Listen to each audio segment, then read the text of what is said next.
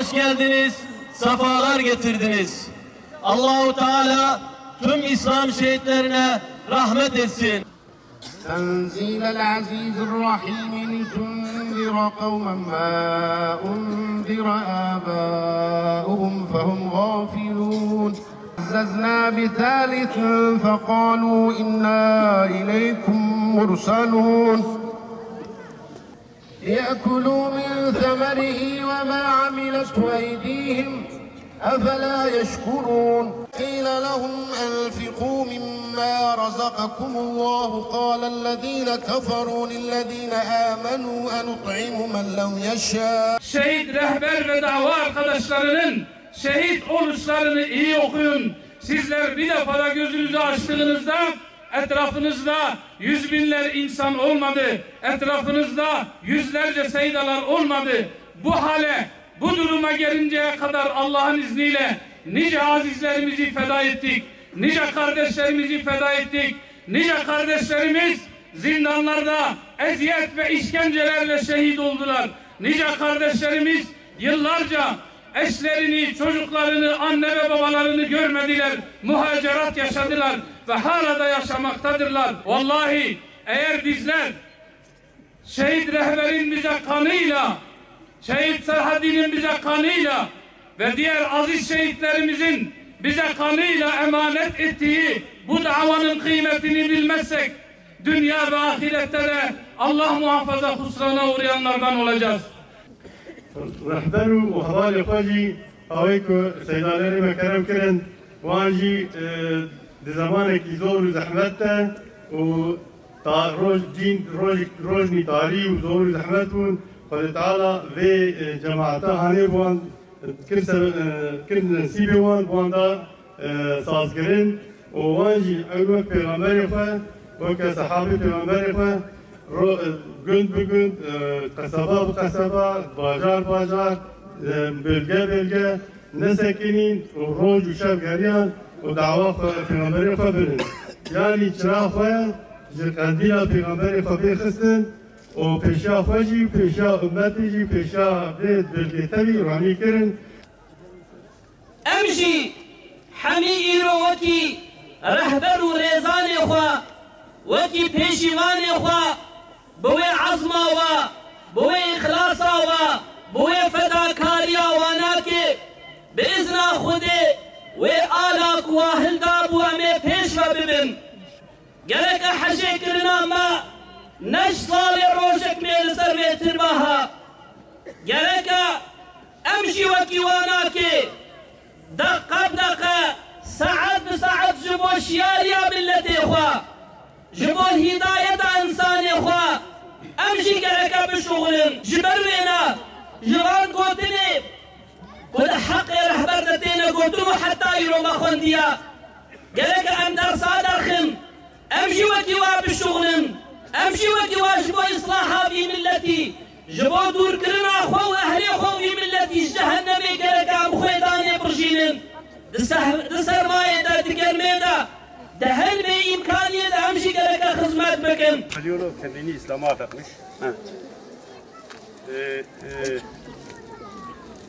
Yani kendini zekat olarak gösterir. Babasına söylediklerini şu söyledi. Babası öyle söyledi, dedi sen daha çocuksun. Daha ortaokul okuyor. Ortaokuldan sonra liseye geçtikten sonra şöyle bir şeyde bulundu. Dedi ki oğlum sen daha çocuksun. Bu yükü kaldıramazsın, daha bu yaşta İslam bir devleti kurmaya çalışıyor. Hani bunu nasıl yapacaksınız? Mesela bir iğneyle bir dağı delmeye çalışıyorsun. Bu şekilde çok zor dedi. Dedi baba sen çiftçisin. Çift söylüyorsun. Mesela onda bir zekat veriyorsun. Senin de 10 tane çocuk var, ben ona zekat edeyim. 10 kardeşsiniz değil mi? Evet. Onun için İslam için kendimi feda edeceğim. Ben demiyorum ki İslami yani bir devleti kuracağım diye. Yalnız gideceğim yere kadar gideceğim. Ben o şekilde çalışacağım. Tabii hepimiz orada. Babam dedi ki o zaman yolun açık olsun. Sarayda güle güle oğullar olsun. Zaten onlara çok saygılıydı. Babasına, anasına çok düşkündü. Yani onlara çok hürmet ediyordu. Abilerine hürmet ediyordu.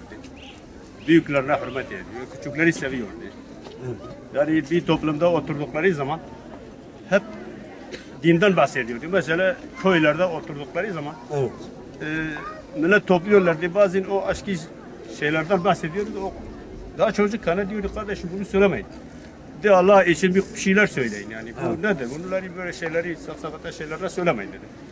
Öyle o şekildeydi. Bu tavaziydi. Büyüklere saygılıydı. Küçükleri seviyordu.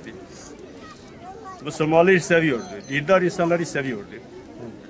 Dini sevmeyen insanlara da düşmanlık yapıyordu yani. Peki, ama onları getirene kadar da onlarla uğraşıyordu yani. Hani dine gelsin diye onlarla uğraşıyordu çok. Bir gün Diyarbakır'da Batman'a kadar yay olarak gelmiş. Köy dolaşarak.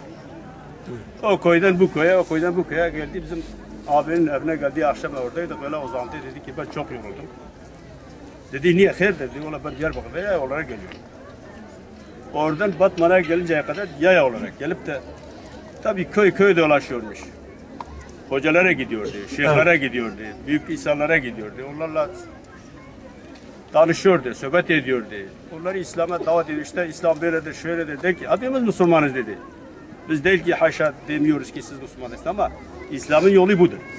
Bu şekilde gitmemiz lazım. O şekilde tavsiye ediyordu, çalışıyordu. Daha gençken yani. 17 Ocak Şehitler Günü ilan etsin. evet. Tüm Müslümanlar da bunu istiyoruz. Şehitler Günü ilan etsin. O hepsinde de Allah razı olsun yani. Herkes buraya geliyorlar. Biz de istiyoruz ki her hafta böyle olmasını istiyoruz. Ama vatandaşlar işleri var, güçleri var. Hep gelemiyorlar ama her perşembe günleri hemen yarısı kadar geliyorlar yani. Evet. Millet geliyorlar. İşte Fatiha okuyorlar, Kur'an okuyorlar, Yasin okuyorlar, gidiyorlar yani. Evet.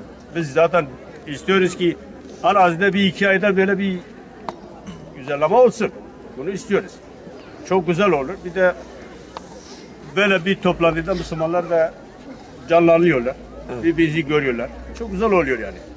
Şimdi duygularımız şahsen biz kardeşimizle iftar ediyoruz. Evet. Şehadetini mübarek olsun. Amin. Biz hiç onun davasına üzülmüyoruz. Ya kardeşimiz gitti veya da şöyle oldu veya da oldu. Şimdi hepimiz yaşımız belirli bir şekilde kadar ana 20 sene veya 15 sene yaşayabiliriz. Ama o dünyaya bir tohum attı yani. Bir şey ekti yani. Evet. Yani bir görevini yaptı. Ama ondan sonra bir görevini yürütecek kişiler de vardır tabii. Şimdi çok güzel bir miras bırakmış. İslam bırakmış. Evet. Onu takip eden kişilerden hepsi de öyle yani. Cesaretli, sözü güzel, ahlaki güzel. Yani güzel bir şey ekti dünyaya.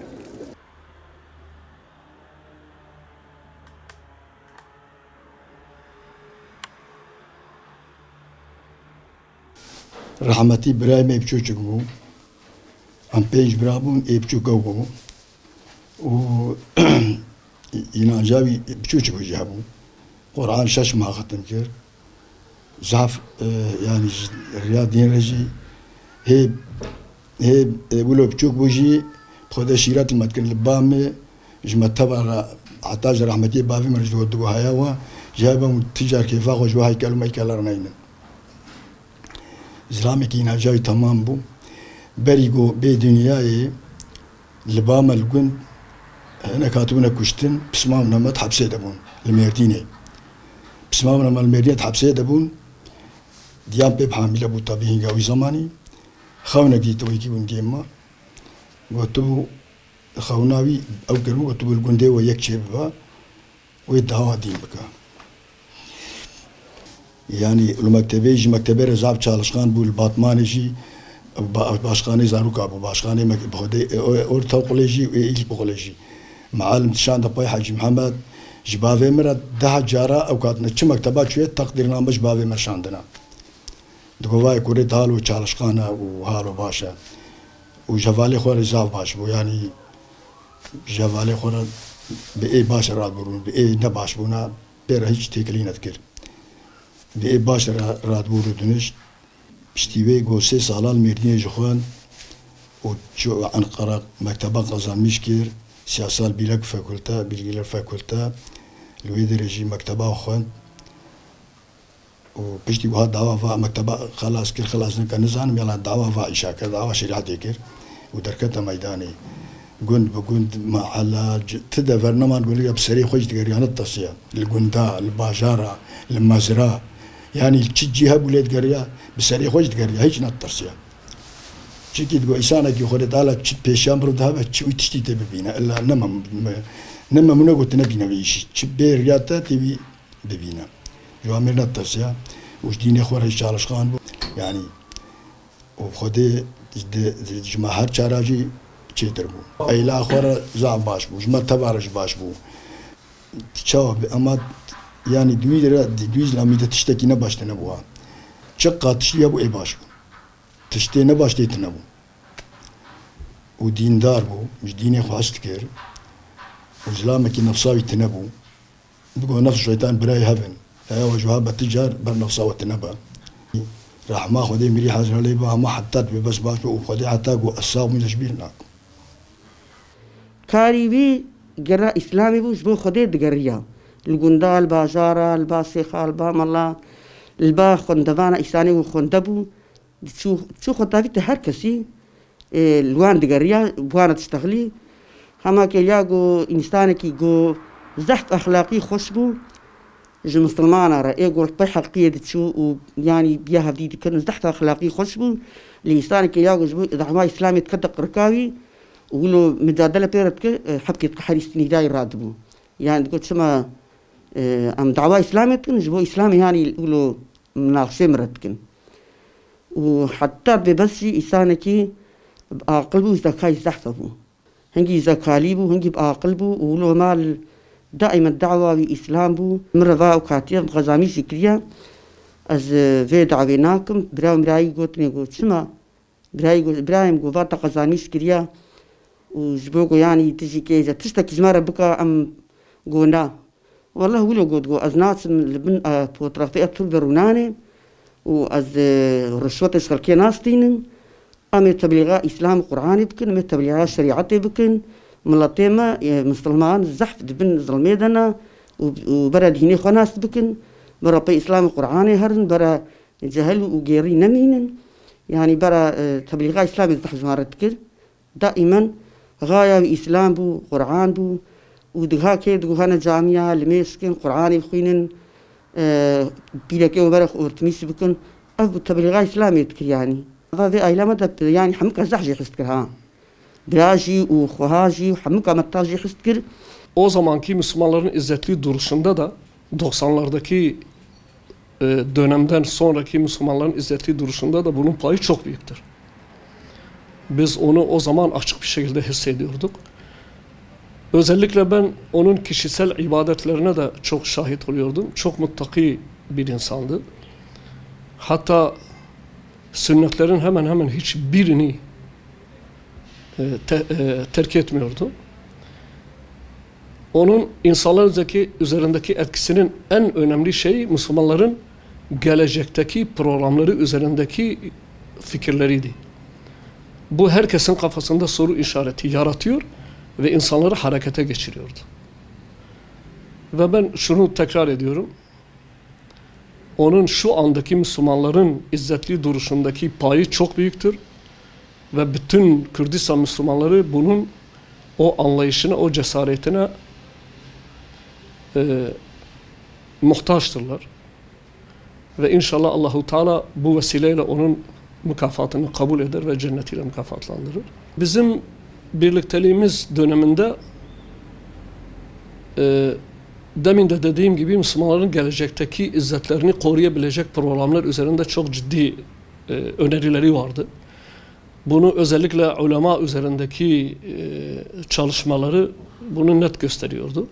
Hemen hemen kendileriyle görüştüğü alimlerin olsun, bilir kişilerin olsun bundan etkilenmemeleri mümkün değildi. Herkesin kafasında bir soru işareti yaratıyordu.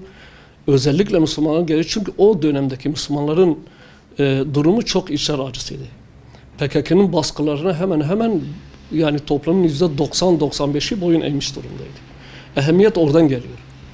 Onun için bu insan geleceği görecek şekilde ben dindarım, ben Müslümanım diyen bütün insanları dolaşıyor ve gelecekte Müslümanların yapması gereken şeyleri kendilerine çok güzel bir şekilde anlatıyordu ve etki altında bırakıyordu. Allahu Teala cennetiyle mükafatlandırsın. Ben tekrar ediyorum, günümüzdeki Kürdistan Müslümanlarının da onun o günkü çalışma ve cesaretine muhtaç olduklarını ve onun etkisiyle bugünkü izzeti elde ettiklerine inanıyorum. Müslümanların bu tür şahsiyetlerin kıymetinin bilinmesini istiyorum. Şehit Rahber Allah rahmet eylesin. Yüksek bir şahsiyeti sahipti. Kendini taşıyabiliyordu.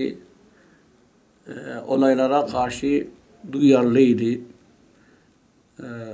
Bütün düşüncesi İslami hayata hakim kılmaktı. Ve İslami hayata hakim kılabilmesi için bir mücadele başlatmıştı. Ve o doğrultuda kendisine düşen bütün fedakarlıkları yapıyordu. Yani aylarca eve gitmeseydi inan. Çünkü sürekli davayı koşturuyordu arkadaşlarıyla beraber. Şehit Rahber cömert bir insandı. Ciddiyetli bir insandı. Hiçbir zaman yağcılığı, ondan sonra ikiyüzlülüğü sevmiyordu. Onlardan huylanıyordu. Ciddi insanları bulduğu zaman peşine düşüyordu. Bir gün beni çağırdı, dedi, Seyda gel, gittim. Dedi, Keki Mustafa Alkediri'ye. Dedim, abi orada 400-500 tane koyunları vardır. O Erzurum'a falan dükkana götürmüş. Dedi, adresini öğrenebilir misin? Dedim, evet ben öğrenebilirim inşallah. Dedi, adresini öğren, gel benle sen Erzurum'a gideriz Mustafa'yı ziyaret etmeye. Yani şunun için diyorum ki, kafasına yatan bir insanı gördüğü için, yani buradan ta özel taksiyle buradan ta Erzurum'a gidip bir çobanı ziyaret edecek kadar hassas bir insandı. Yani davayı yarayan insanların peşini bırakmazdı. Dolayısıyla yani davası için gereken her şeyleri yapardı. Şehit Rahber'in başka bir özelliği daha vardır. Bu da yani ders alınsın diye söylüyorum. Şehit Rahber dava için ne kadar para harcasaydı zoruna gitmezdi. Fakat birisi bir kağıt parayı israf etseydi, borçlar verseydi ona da çok huylanırdı. Yani israfı hiç sevmedik, gösterişi sevmezdi. Ondan sonra dünyaya tenezzül etmezdi. O sürekli öyleydi. Allah rahmet eylesin. Yani gerçekten davasının adamıydı ve öyle yiğitçe, cömertçe şehit oldu. Hayatta dünya metaana, dünya sermayesine tenezzül etmedi. malumdur. Yani Siyasal Bilgiler Fakültesi mezunuydu. Fakat hiç vazife almadı. Kendini tamamıyla ilahi davaya verdi. Şehit Rahber yani İslam'ı yani bir insanlık hayatına geçmesi lazımdır. Yani insanlık ancak İslam'ı yaşayarak yani kurtuluşa erebilir. Yani öyle anlamıştı, öyle inanmıştı ve o istikamette yani aklına yattığı insanları, ondan sonra mütedeyyin din hassasiyeti olan insanları ziyaret etti. Tabii bu arada karşı çıkanlar da oldu. Ona arkadaş olanlar da oldu. Yani beraberce yani yapabildiklerini yaptılar. Yani şehit rehberin bütün gayesi İslami bir hayat nizami olarak yaşamaktı. Derdi oydu. Hani o istikamete çalışıyordu. Fakat o geldiği zaman sıkıntıyla daha fazlaydı. Bugün olsaydı daha güzel şeyleri yapabilirdi. Daha sesimizi yani daha gür duyurabiliyoruz. Bütün o zorluklara karşı şehit rehber yani alimleri gezdi, meşayihleri gezdi. Ondan sonra onların görüşlerini aldı. Ondan sonra ona çalışma teklifini yaptı. Ben yani hatırlıyorum Diyarbakır'daki böyle belli başlı insanları bir araya getirip konuştular. Yani biz bir araya gelelim zaman zaman. Yani ileride İslam'a hizmet olacak bir insan var, çoban da olsa aklına kestirdikten sonra vazgeçmiyor. O bizden vazgeçmiyor. Biz ondan geçseydik de o bizden vazgeçmiyordu. Yani bakıyorsun hemen kapıda. Seyda ne yapıyorsun? Hani o sürekli bizi şey ediyor. Allah razı olsun. Hani onun sayesinde işte biz de dava sahibi olduk. Allah gani gani rahmet etsin inşallah. Onun özlediği o ortamı Allah Celle Celaluhu bizim elimizde inşallah gerçekleştirir. Öyle dua ediyoruz. Rabbim inşallah bize nasip eder. Fakat nasip etmese de o yolun yolcusuyuz. Yani yapabildiğimizi ölünceye kadar yapmaya gayret edeceğiz. O vaadet İslamcıydı. Yani ümmetçi bir insandı. Yani ümmeti birleştirmek için bütün gayretleri yapıyordu. Şehit rehber mütedir bir insan, ümmetçi bir insandı. Yani dünyadaki Müslümanların birleşmesine çalışıyordu. Mesela Hasan el-Bene'yi, ondan sonra neydi?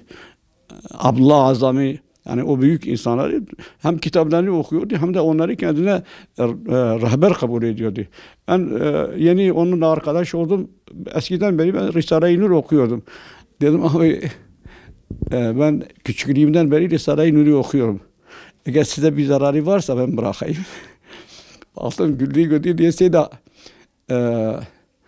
dedi ben her şeyimi Risale-i Nur'a borçluyum.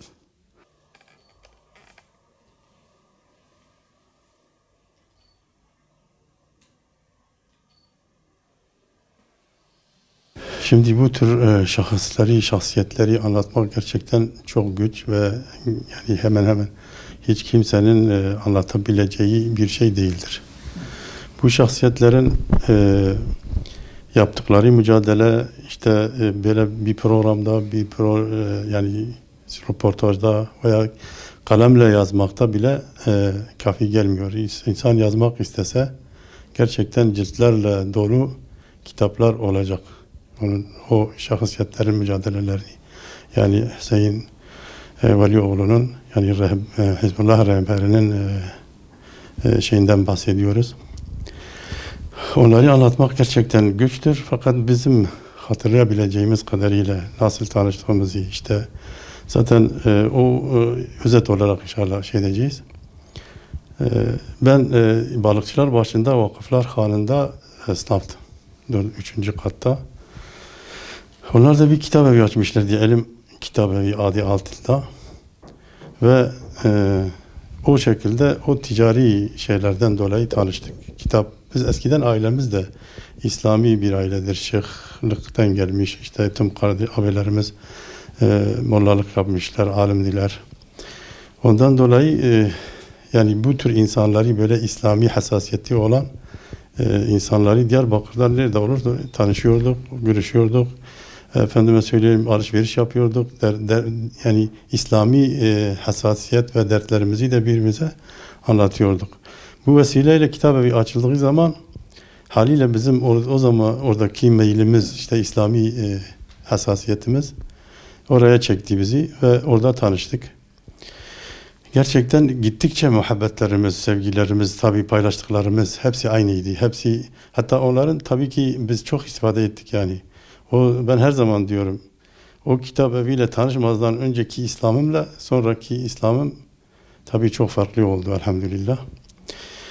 Şimdi o şahsiyetin gerçekten yani mücadelesi, sadece çalışması, emeli, 24 saati bu davayı anlatmak, tebliğ etmek, köy köy, kasaba kasaba, şehir şehir, hatta bölge bölge gezmek suretiyle benim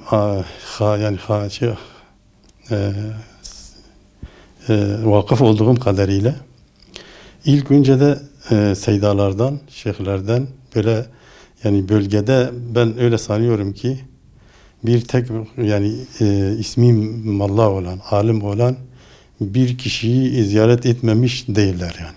Mutlak surette ziyaret etmişler, istifadeli olmuşlar ve birçok alim de bu hizmetlerinden dolayı yani gerçeklere dönmüşler ve bu hizmete yardımcı olmuşlar. Bir de onun böyle bir hassasiyeti vardı, sanki çok geç kalmış.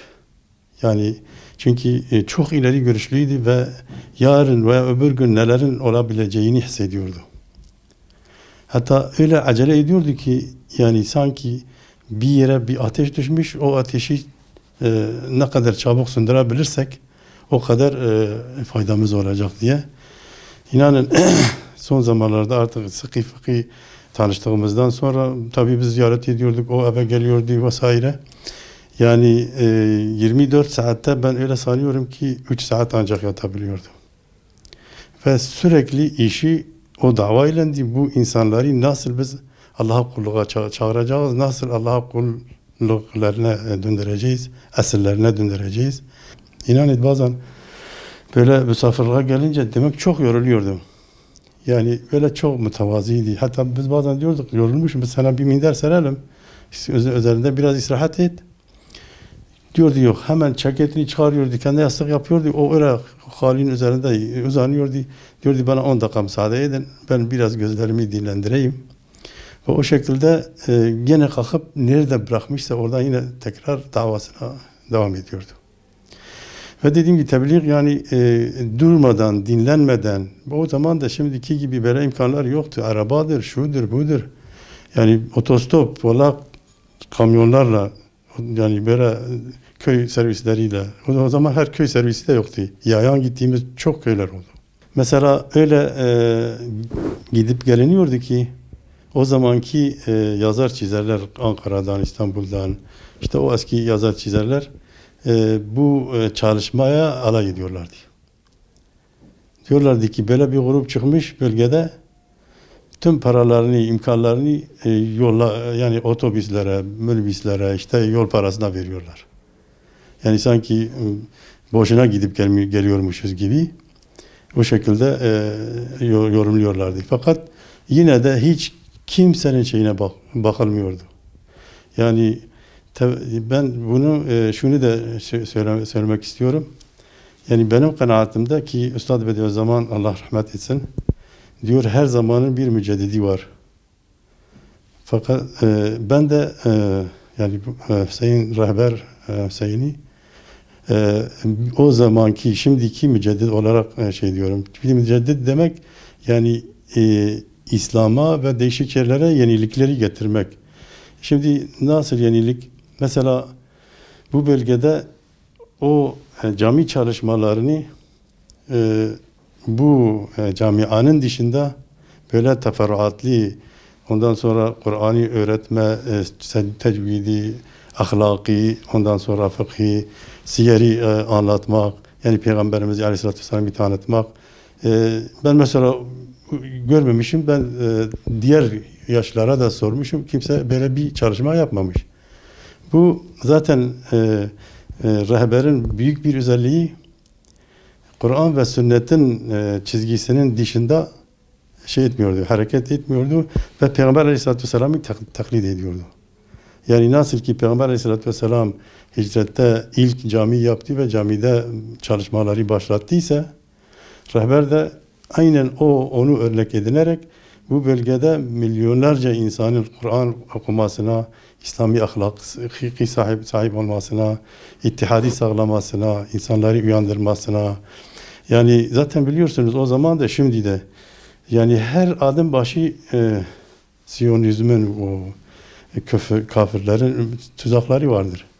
Yani o tuzaklara düşmemek için bu kadar çaba, bu kadar program, bu kadar plan ve ben öyle diyorum biliyorum yani bu camiayla tanışan bir insan en ufağı en azından 1-2 siyer okumuştur. O birçoğu da ne kadar siyer varsa okumuş. Bu siyer terbiyesi de şahsen ben Avrupa'da da gördüm, burada da. Yani terbiyesi insan içinde de belki fark etmiyor. Fakat dışarıdakiler görür görmez fark ediyorlar. Yani ayrı bir şey oldu onu.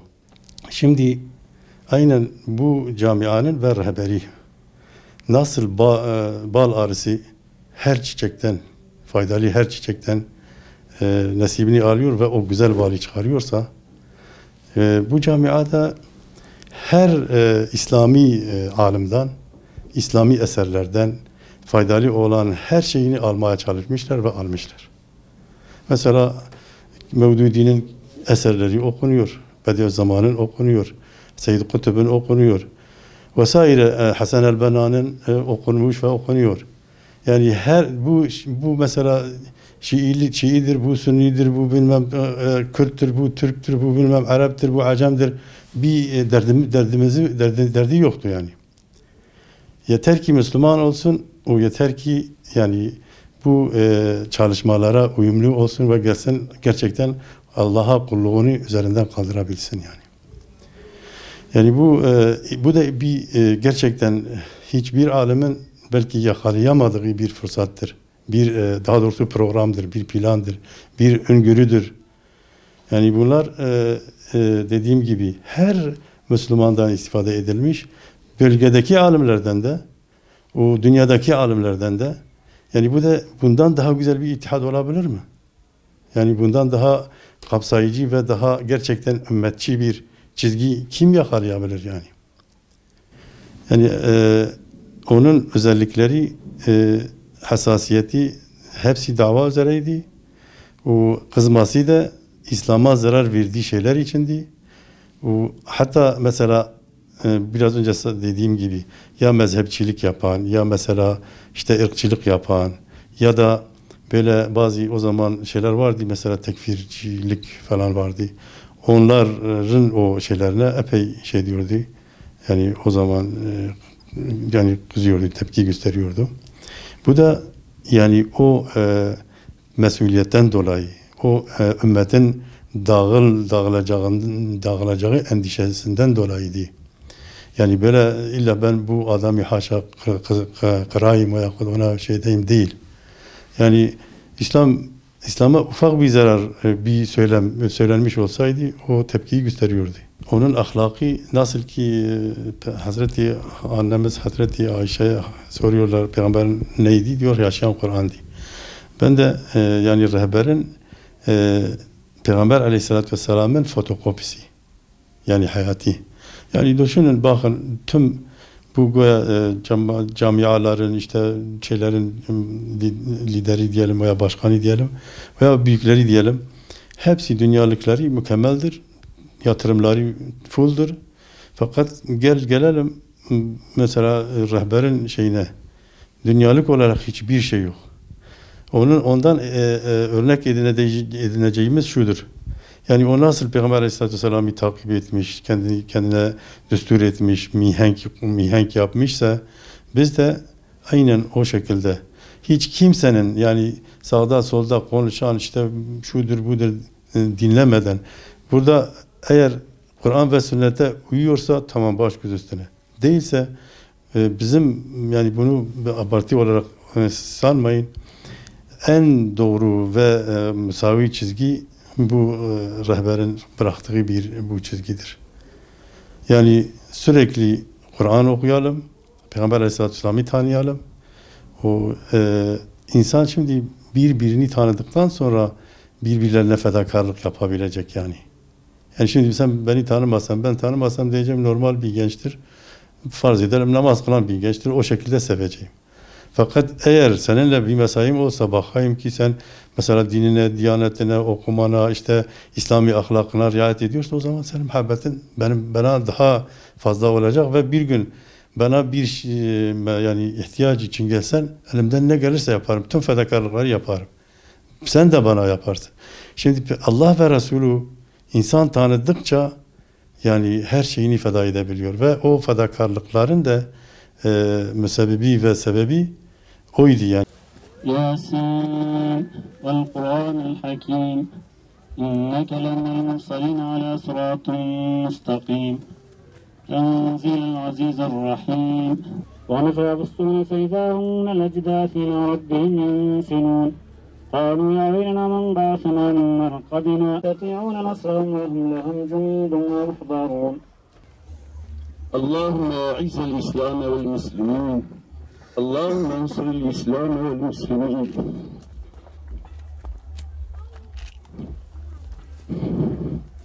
اللهم أذل الشرك والمشركين فاتحة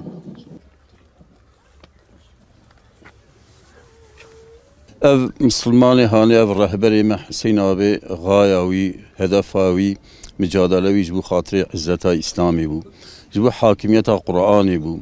Bu xalasiya vi milleti pence küfri ve dalaleti bu. Yani hatta bir devi xud defalarca cmara digo az yek saat ki beko az mücadele İslami küfri ra mücadele nekim sabra min naim. Hatta vi memleketi da çıka alim hene, çıka meşayih hene, çıka yazarı İslami hene, çıka şahsiyeti İslami hene. Her şahs ki vi Müslümani car ki, dcar, pencar, dehcar وان زیارت نکر به جو خاطر خدمت وی دینی بکن. اف ملت جدست چه. اف ملت عقیده وی خراد بش. طرف بتونی عالمه کفریدا سروی ملت یعنی سروی گنجلق خدمت و خبات تکرن جو ملتی دینی وی دور بکن. ای گلی عالمه، ای گلی شیخا، ای گلی یازاری اسلامی ورن ام ملت خوشبه کفری خلاص کن. بتون هدف هاوی حاکمیت اسلامی بو ودوی ریاضی حتی صن نفسا پاشی. كل رحي خو يعني هديه خدا دا خدا بوي يعني مجادله شو حضور خدا اف مسلماني هاني ايروكو اف في مملكتي دا اف جماعه اسلاميه اف جامعه اسلاميه اف جنجخه اسلامي كل مملكتها ام سر بي خنا والحمد لله ام راحت لك لعقيده خو ديني خو مالي خو ملكيتها خو شخصيتها خو ما كريا غرانتي بخير وبركتها في مسلماني بو احنا خذ لي بشهيد متبعتنا جبو انت جبوي تين البدر طوبلا مش دبن ايجو كيف انت سرچابي مروناتن اخلاقي تشاو بجولوبو جهاتي يعني اسلامك تشاو بجا هم دين وهم مكتبه خارج زابج يعني ابو زاب جهاتي بو اسلامي رزاب شغلي ابزلام اسلامي رزاب شغل نطرسيا لتمام تركيا باركه ويقند قزات تسفر برنادان قولنا قريايا يعني ابقى سيسان تبيش يار كرنا واشترى بيجم افتخمو يابيتيا تشتي يعني كيلاش اسلامي راه تشتي جاتي كيلاني تقصيرنا كيلان وحتى مصامش امجي جبيرناك ومجي خرج من جبيرناك الشهيد والله إسانك حتى بس جبو خدابو تقوى ليبو وعزو نصيحة خلقيت كرين دقوتنا خلقيت تقول لما يسكن روزي بقرن هنا الجامعة شورا وتبليغ إسلام قرآني خلقيت كرياني تشتكي دي زيادة تنتكر وزحج مسلمانا يحستكر وزحج جينجا حستكر جعل ما حستكر إساني قو خندبونا زحج وان حستكر ويعني زوي وصيتي الجينجاجي تكم حتى قو الجينجاجي ببرا قرآني بخين برا ذكر عبادتي خدا بكن برا ريا خدي في خنبر برندن ام شخو تجاري شو ام جبيت كن نم مسلماني جبيرات كن ان شاء الله طول بيد عوا خدا في خنبرن والويل ناي خدي طالما ما بقي هنا إساني قنش شهيدة ومؤمنة وصالحة في خنبرة خدای تعالی برحمه خوشا خدای تعالی عفو مغفرت بك خدای تعالی دعوه وی مجادله وینا که حتی قیامت بدومینه و اف يعني رهبرك يج رهبري دعوه اسلاميه ام يشبه بينادتنيه چونكو اثري بيغا الفرول تمامي دنيا جي اثري بي خويايه جبر بي ام جي من الدار اف رياهاني قنج اف ريا باش جماعه مسلمانه تبارك وكليه جبر بي ام يعني لايقك ام ورن دائمي ام ترباوي مزاري زيارة بكن خدي رحمه خليك خوي تعالى ما جبي الرياضه ودعوه واني قنج وصالح ناقتنا